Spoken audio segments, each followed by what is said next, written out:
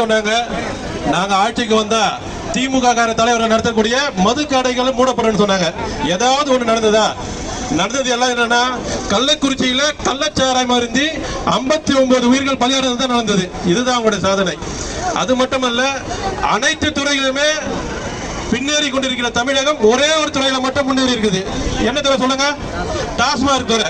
அந்த ஒரு துறை மட்டும் தான் தமிழகத்தில் இப்ப முன்னேறி கொண்டிருக்கிறது. பல கோடி கொட்டக்கூடிய துறை தான் அந்த துறை.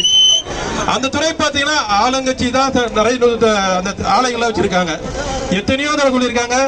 போன கொரோனா டைம்ல அந்தந்த தலைவர்கள் அவங்க வீட்டு முன்னாடி கருப்பு சட்டை போட்டுக்கிட்டு மூடுங்க மூடுங்க மதுக்கடையை மூடுங்க அப்படின்னு கோஷம் போட்டவங்க தான் இந்த ஆளுங்கட்சி. ஆனா இப்ப என்ன பண்றாங்க?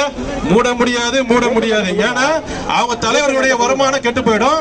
அதனால ஆளுங்கட்சியினுடைய மது ஆலைகள் மூடப்படாது. அதே போல சொன்னாங்க, 10 மணிக்கு மேல எங்கேயாவது கடை திறந்துருக்கு பாத்துறீங்களான்னு கேட்டாங்க.